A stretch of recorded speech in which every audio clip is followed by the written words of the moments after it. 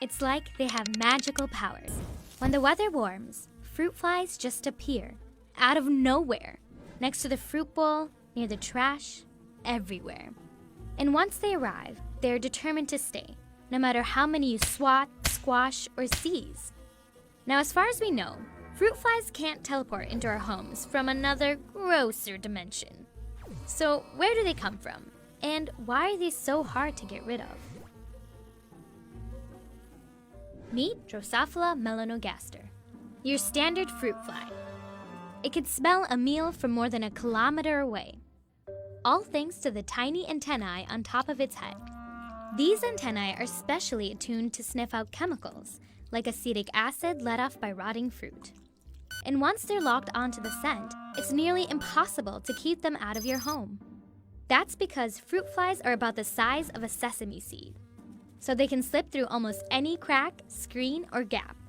But contrary to popular belief, it's not just the smelly fruit they're after.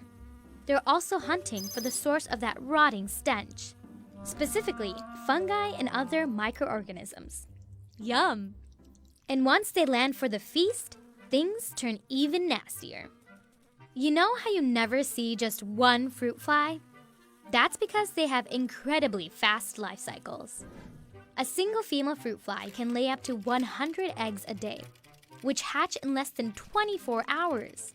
The maggots then tunnel under the fruit skin, feeding on the microbial rot.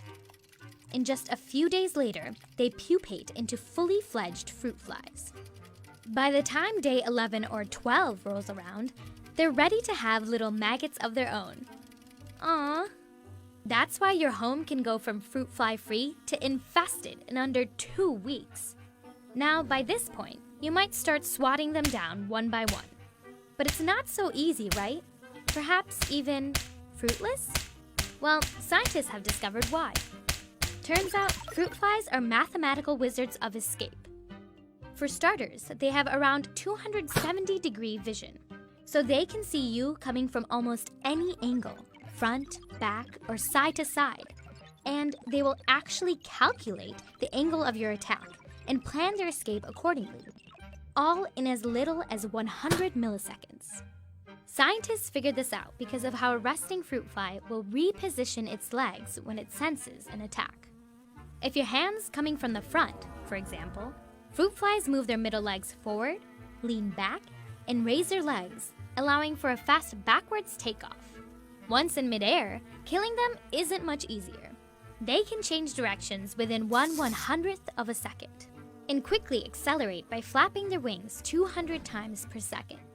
Not bad for a brain that's even smaller than a housefly's. So then, how do you get rid of them? Some experts suggest making a trap. Fill a container with 2 centimeters of cider vinegar. Cap it with a funnel. And then, tape around the perimeter so that no flies can crawl out. You see, fruit flies are smart enough to find fruit, but not the hole they entered. But here's the thing. Even if you trap every last fly, they will come back, as long as there's something to eat. And unfortunately for you, fruit flies aren't picky. They love rotten fruit, sure, but wine and other fermented liquids, which are chock full of those microbes they adore, are also tasty, as is the slime that builds up in your kitchen sink. So really, the only thing you can do to get rid of them is to, well, clean up.